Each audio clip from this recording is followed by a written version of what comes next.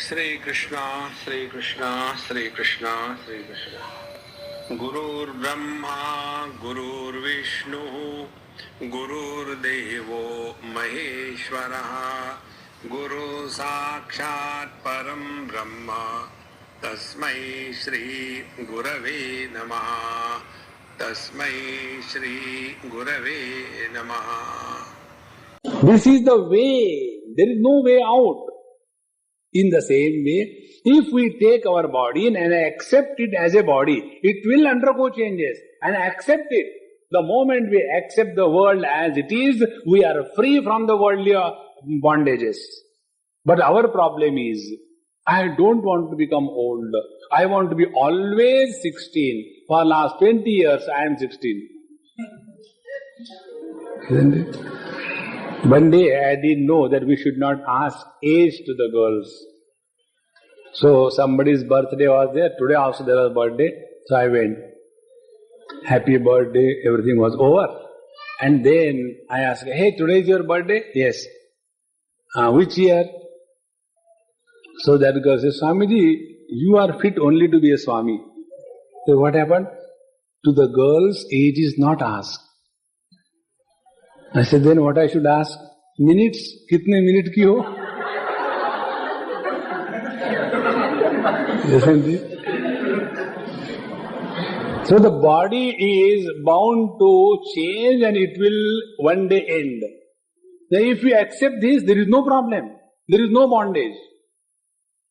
Now the same thing is true with reference to everything in this world. When some body dies, see, once I was in Allahabad, we used to go from our ashram for taking bath in Ganges, most lovely place. And the Ganges flow very flat and slow, so we used to go and swim there. And there used to be many dead bodies put for burning, many pyres. So from the river we used to count, aaj Yamraj ko bahut kaam ho gaya. 10 of them have come together. So every day used to be one comment or the other and we used to swim and go. One day like that, in that joyful mood, we are going back and we came across one person. I said, Mahatma ji, nahane ke liye aaye? He said, no, you don't know. I said, no, what happened? You know that particular person? Yes, I know. I had Bhiksha yesterday only with him. He died. The moment he told he died, now which is that pyre? That one. So earlier when I looked at it, it was one of the dead bodies. No interaction, no reaction. The moment it was associated that my mind or I know that particular person, immediately for a moment there is a turmoil. So where is the problem? The problem is neither in the death, nor in the burning of the body, nor in knowing that the body is burning, but when it is associated with the mamata, mayonnaise, some relation. So where is all the problem of the world? Only it is existing in the mind. So what is all our sadhana? Mind our mind. That's it. And how to mind our mind? Never take anything seriously. Like means what, sir? Never take anything seriously means what? As if you don't know. See, you know it, isn't it?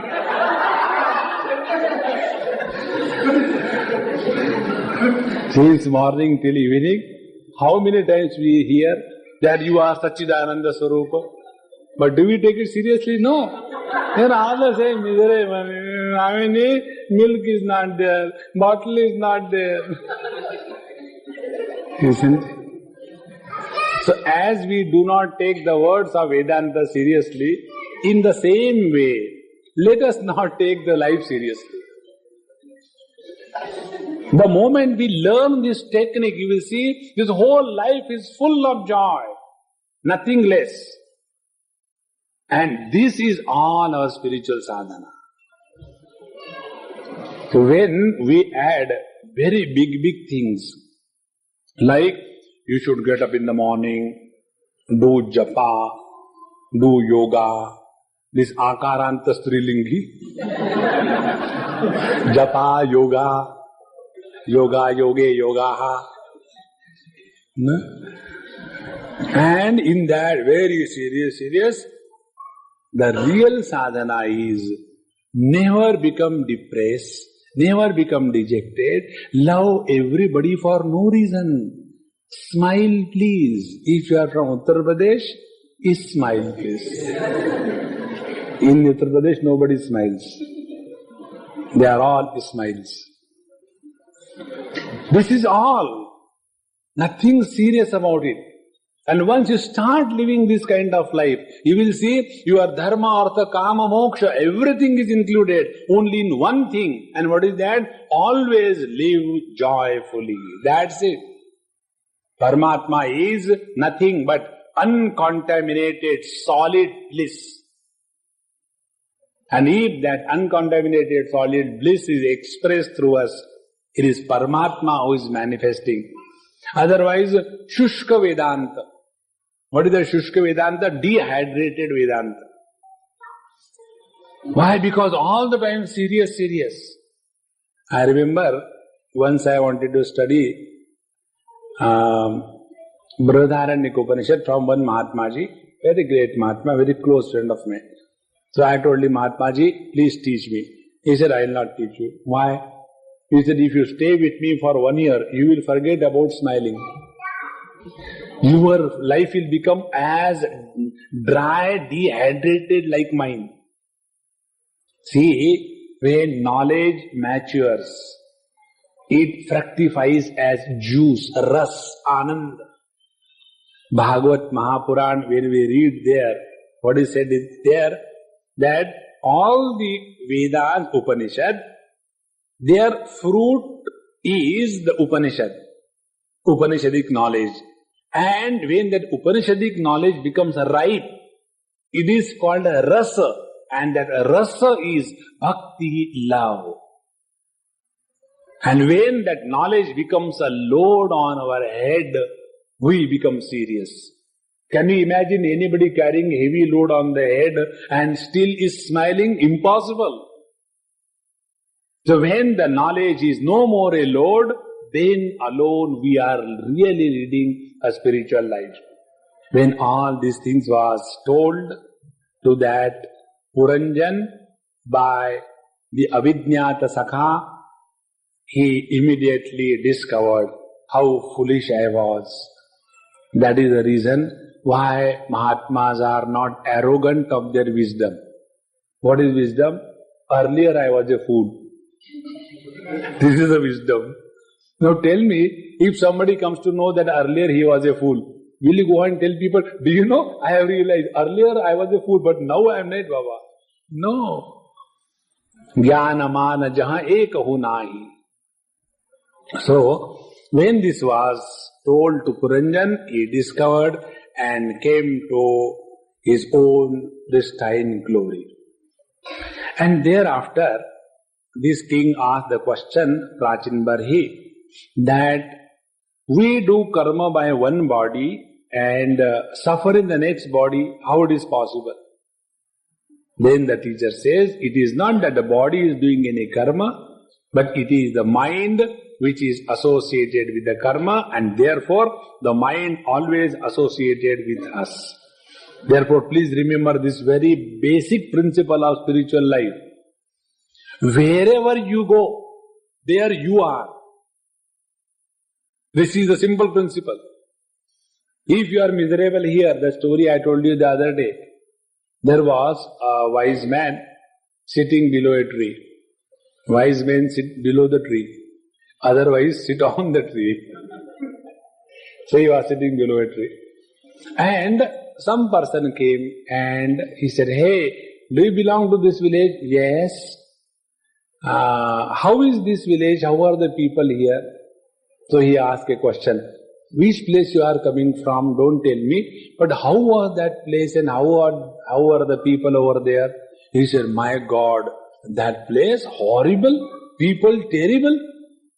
After hearing this, that wise man told, this village more horrible and more terrible, don't come here. After some time, another person came and asked the same question. Mahatmaji, I want to settle here. What is your opinion? How are the people? How is the place? So he asked the same question. That place where from you are shifting, coming, How was that place and how were the people? He said, oh, that place was wonderful. People were very good. Yes, do come. This place is also most wonderful. People are decent. Because wherever we go, we look at the world through the goggles of our own mind. So by changing place, by waiting for the time to change, nothing happens. What is required is we have to change, not the world. And when this clicks, then alone there is Shanti. Then alone our spiritual sadhana has really started, not otherwise. Otherwise you go on changing places. I think I should go to the Himalayas. And after there was one Brahmachariji, now he is not with us. So he read the life history of Chaitanya Mahaprabhu. We were together in one place. And after he read, he said, I am giving up everything. Like Chaitanya Mahaprabhu. I feel I should go and hug the trees. I said, look here, spirituality is not a mimicry. Because Chaitanya Mahaprabhu went and hugged the trees. You also hug the trees. Police will come and take you away. Don't do all that. No, I have got Vairagya. I want to go to Himalayas. So, I had some work in that area, so I gave him money. I said, you go, do my work also. So there will be some reason you are going. He went there to Gangotri, he wanted to go and stay. And he met me at Haridwar. I said, Arre Mahatmaji, you were supposed to be there. Oh, it is very cold there. Wow. In Gangotri, you don't expect anything but cold. No, I can't stand cold. This kind of Smashan Vairagya will never help you.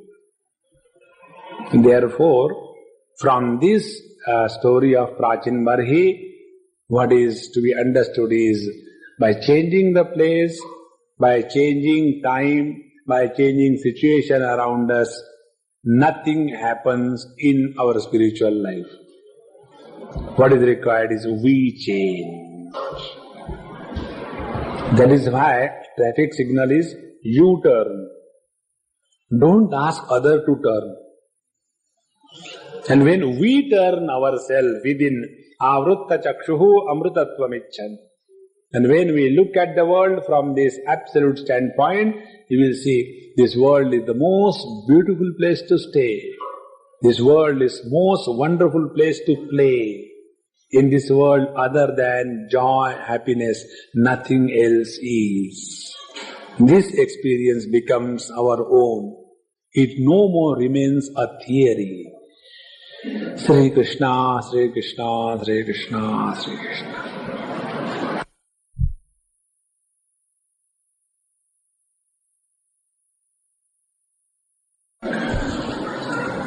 With the instructions of Bhagwan Narad Maharshi, Prachin Barhi ultimately got dispassion. He gave up his over-involvement in activity and focused his attention on singing the glory of the Lord, and thus he retired from the worldly activities. Here, the conclusion of this whole episode is that if we lead a righteous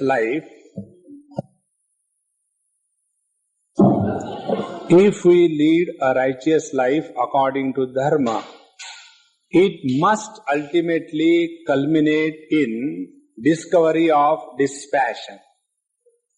If dispassion doesn't result after leading a righteous life, then it was never a righteous life. It was only an acting, it was only lived at a surface level.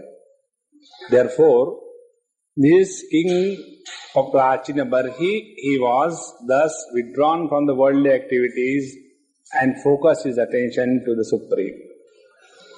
See, this particular topic comes in our scriptures again and again to emphasize few things for the seekers. Like Bhagwan Shankaracharya says in his Bhaja Govindam Nalini Dalagata Jalamati Taralam Tadvajivitam Atishaya Chapalam. Now, many a times the air goes out and forgets to enter, and there the life ends. And when it will happen, nobody can declare or claim. If this is so, how long we will go on getting involved in these worldly things? The day we come to discover this, urgency to know the truth becomes intense. And unless we are intensely urgent in our spiritual sadhana, it only becomes a time pass. Because there is nothing to do, lots of time is there, lots of money is there. Then I go here, I go there, and one day I go to temple also and oblige the Lord. This kind of half-hearted spirituality does not yield the results. Therefore, a day must come in our life when we mean business of spirituality. Nothing short. Results must come. And when this happens, dispassion is supreme in that heart. The intensity of dispassion is directly proportionate to the intensity of devotion to the Lord. More the intense dispassion we have about the world, more intensely we are likely to be devoted to the Lord. Therefore, this was established in this Prachin Barhi's story. Now, his children, Pracheta, they had already gone to that Narayan Sarovar for doing tapasya according to Updesh of Narad Bhagwan, Bhagwan Shivji, etc. And when their tapasya was complete, Bhagwan Narayana appeared before them on Garuda. The other day I told you the meaning of Garuda. Garuda is Samavedatmak. Garuda is the Shabda. So the Lord comes in our life riding on the vehicle of words. So after this mantra was chanted, Aradhana was done, by these Prachetas, the Lord appears before them. And when the Lord appeared before them, these 10 of them, the Pracheta brothers, they were very happy and they praised the Lord. And that time the Lord blessed them, a very unique blessing. They were 10 brothers and all staying together and all engaged in the same activity. Very rare thing. There were 4 brothers and then they were engaged in 4 different activities. One was engaged in education, MBA. The other was engaged in politics. The third was engaged in trade. And the fourth was a government servant. Brahman, Kshatriya, Vaishya, Shudra. Every government servant is a Shudra. Because who is Shudra? Shudra is he according to the definition given by Bhagwan Veda Vyasa and Bhagwan Shankaracharya in Brahma Sutra. Shudra is he who constantly cries. They say government servants, any amount of salary is given to them, any amount of money is given to them, they are never satisfied. Therefore, all of them are Shudra. So these 4 children, all of them going in different direction. And their father told, my dear children, only 4 of you are together. Why don't you work together? You are all going in 4 directions. This is no good. Then they became very serious. Daddy, what you are telling is true. We should come together. Now let us find out what is that project on which we all can come together and walk in one direction. They were thinking. Finally they came to a conclusion and told Daddy, there is only one project when we all four can come together and walk in one direction. And that is when you lie on our shoulder.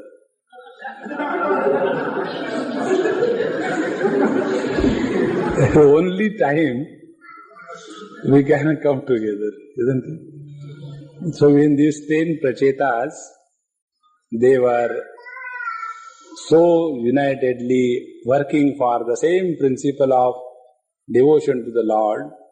Bhagwan Narayan was very happy and he blessed them. If somebody will remember you, all those brothers will also remain united as you are united. Now see, for every small little aspect there is a prayer and some mention in our Bhagavad Mahapuran.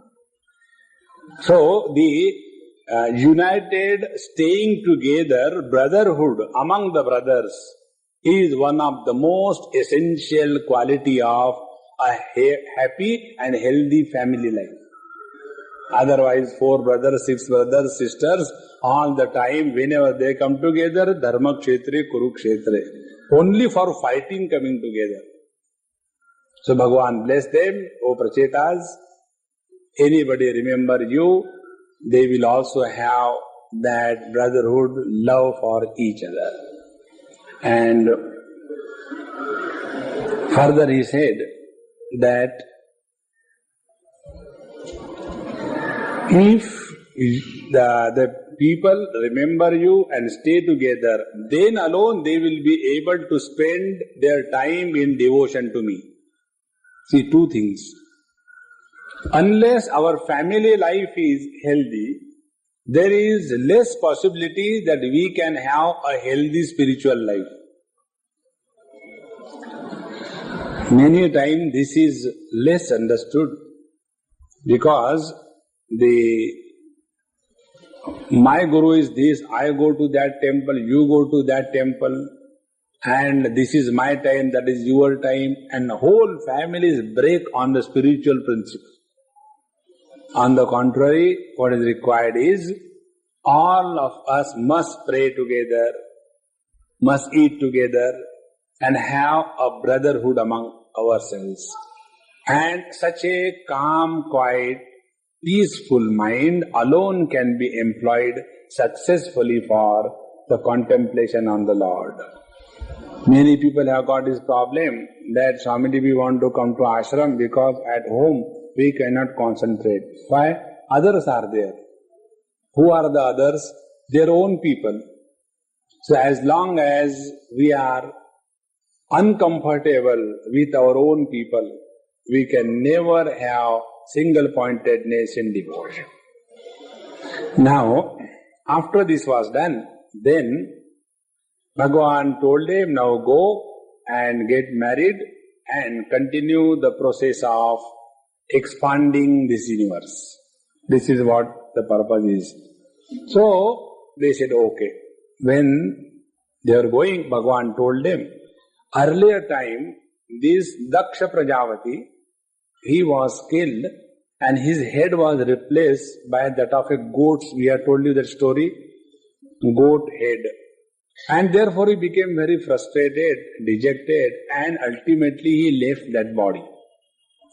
Now he is ready to take birth and he will be now taking birth as your child. And therefore you go and lead a married life. Now see, one day in one of the children's camp, children asked very unique question. One of the questions among many was this. What is the difference between God's parents and man's parents? You know, we have no choice about our parents. And God chooses His parents before taking avatar. This is the basic difference. And in which womb the God will take avatar, where there is a prayer, there is a demand. If you see the lives of many great masters like Bhagwan Shankaracharya, he was not born to a couple just like that. For many, many years, both the mother and father, they had an Anushtan, tapasya to Lord Shiva. And then Lord Shiva blessed them that I will take avatar in your womb. And the same Lord told both of them. And thereafter Bhagwan Shankaracharya was born, and therefore he was named as Shankar. No other reason. So, the Lord selects his parents. So here, Bhagwan tells this Daksha Prajapati, for some reason he has done some mistake, regretted, but doesn't mean that he is bad for all the time. Now he will be again taking birth as your child, therefore kindly go get married. And thus Prachetas come back to their kingdom. And when they come back to the kingdom, they find that their father, Prachin Barhi, he has already taken sannyas and gone, and there was nobody to look after the kingdom, and therefore here and there only non-governmental government was operating. And because of that, the whole kingdom was in a chaos. When this was seen, although these Prachetas were given mantra by Bhagwan Shankara himself, although on the strength of that upasana they had the vision of Lord Narayana himself, yet when they came back to their own kingdom and when they saw the whole kingdom in a chaotic condition, they became very angry. Now see,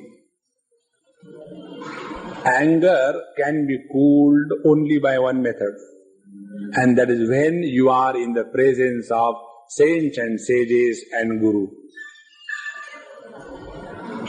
That is why in this Bhagavad Mahapuran, again and again this is 100 times repeated.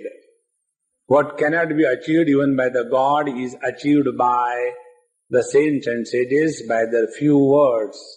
Otherwise God is present everywhere. Which is the place where he is not? Which is the time when he was not?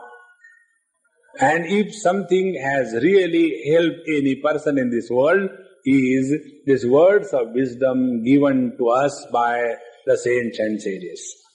So, when they became so angry, out of their anger, the whole area as if caught fire. And because of that, all the trees and plants started burning. And when they started, the Lord Chandrama appeared, because he is the father of all the vanaspatis. That's why Chandrama is called as Sudhamshu. Sudhamshu means the one who gives nectar or amrut or sudha for all the plant kingdom. And that is why when we eat the plants or the food, our hunger is satiated. That hunger satiation ability in the food is derived from the moon. Therefore, moon is considered as the king of the total vegetable kingdom. That Lord Chandrama appears and he says that you are getting angry for no reason and therefore this is no good. You don't become angry for such small little things, cool down. And then this is the daughter of this Vanaspati, Varshti, and she is given to them in marriage. So after their marriage was over, then they were blessed with this son who became ultimately the Prajapati, Daksha, and they were so much lost in their married life and children and grandchildren that all the earlier sadhana that they had done, the Narayan mantra and Lord Shiva Stuti, everything was forgotten and became 100% samsari. And one day, as usual, Narayana, Narayana, Narayana, Narad Bhagwan, he appears in their life and tells, Mahatma, what are you doing? See, the other day I was talking somewhere, a very beautiful thought came. Why children are given by the Lord to us? Children are given to us by the Lord to develop dispassion. Because as much the parents are miserable because of their own children, they are not miserable because of anything in this world. Alas, yet they are intensely attached to the children. So Bhagavan has tried to create dispassion by giving children, but the man's Leela is stronger than Ishvara Leela. And he gets more and more attached and involved in this life. Bhagavan Naradji tells that you don't get involved too much in this world. In this world there is nothing worthy of getting attached to or hating anybody. Friends, if this one principle will sink in our understanding, in this world there is nothing worthy to love or hate. This world has always been like this. It is born, it grows and it dies. And everything is existing only in the Supreme Self. When this is understood, then we will understand how foolish it is that we consider somebody as ours, somebody as not ours. Everything ultimately belongs to the Lord. And then a most beautiful conclusion is given by Naradji, that karma is called as karma by which we can serve the society and everybody, considering them as God. That knowledge is called as knowledge by which we can cut down the ignorance, the bondage, and discover our own essential self. And when this Upadesh was given by Naradji, these Prachetas were again awakened and they again became sufficiently dispassionate and started leading thereafter the life of liberation, Jivan Mukti. Now, in this manner, this fourth canto concludes. So in this fourth canto, what we have seen? We have seen mainly four principles. What is the meaning of dharma? What is the meaning of artha? What is the meaning of kama? And what is the meaning of moksha? So dharma, artha, kama, moksha, these four purusharthas were presented before us. Now what was the crux of this dharma, artha, kama, moksha? Normally, under the influence of ignorance, all of us are following the same thing, dharma, artha, kama, moksha, but in a wrong manner. How come? First of all, we spend our time in earning artha, money. And what is the meaning of this wealth or artha for us? Only a sense of security.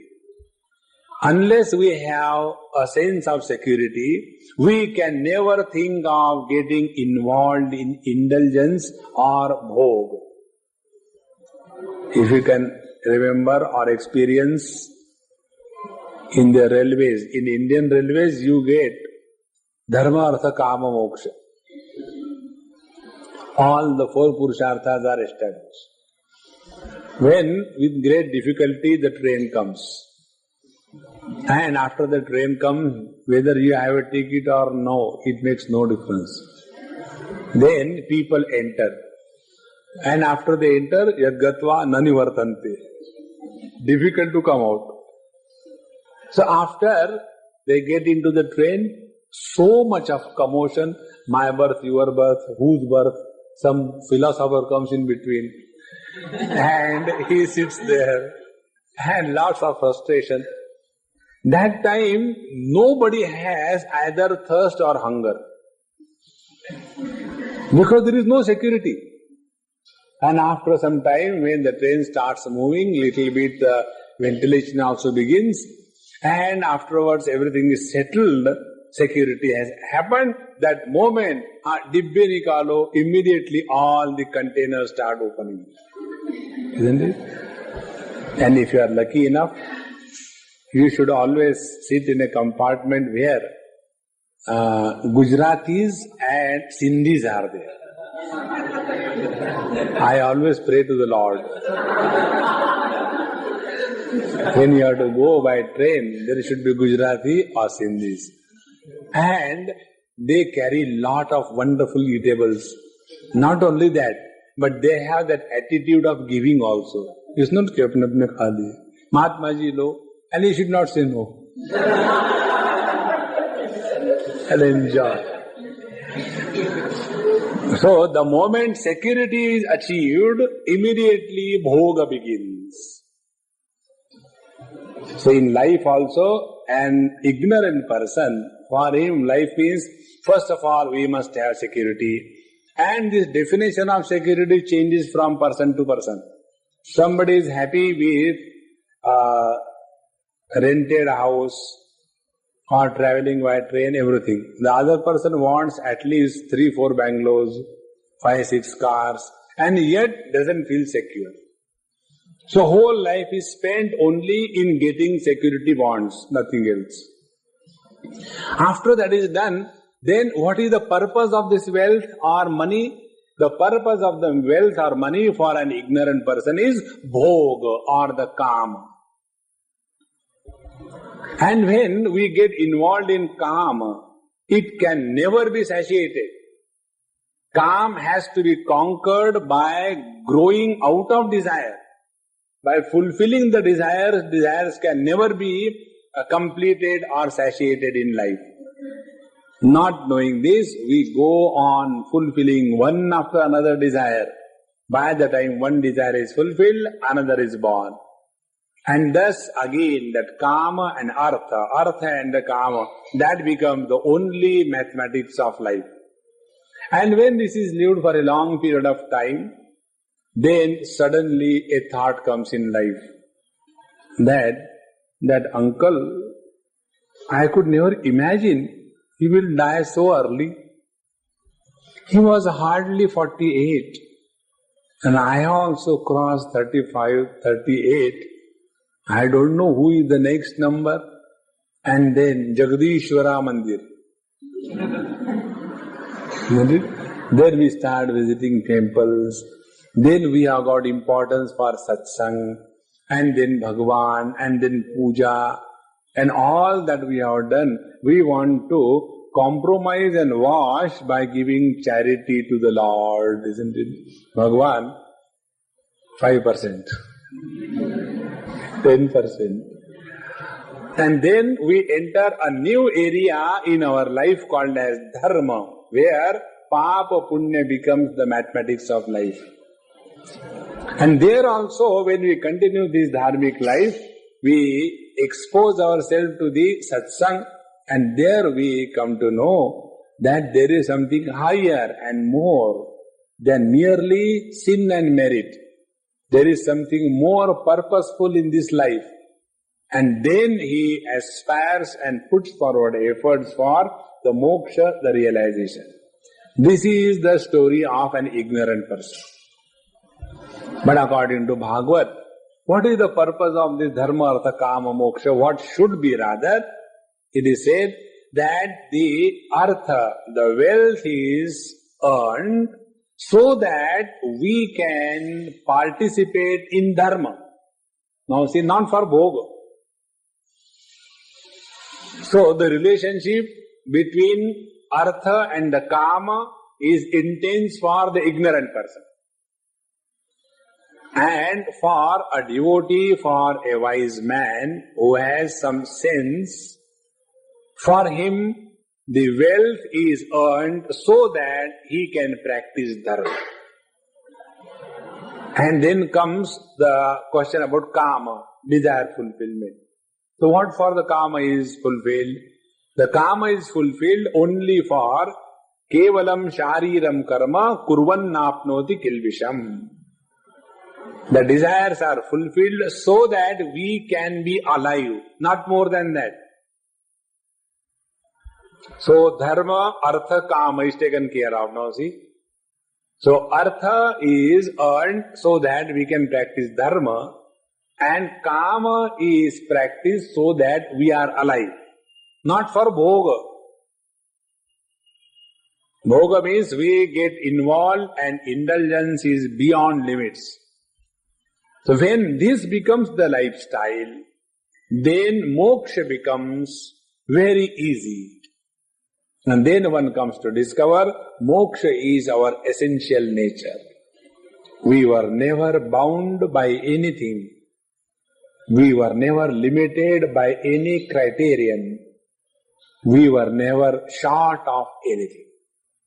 When this is discovered, the parichinnata and parokshata, the limited existence and the otherness of the Supreme, these two aspects disappear and one comes to discover himself to be the substratum of Jeev Jagat Ishvara. And in this manner, this dharma artha kama moksha is established in this fourth canto of Bhagavad Mahapuran through the various stories and episodes. Then tomorrow we will enter this fifth canto. And in this fifth canto, again one more method is discovered, how we remember the Lord and how we can keep ourselves engaged in divine contemplation. Sri Krishna, Sri Krishna, Sri Krishna, Sri Krishna.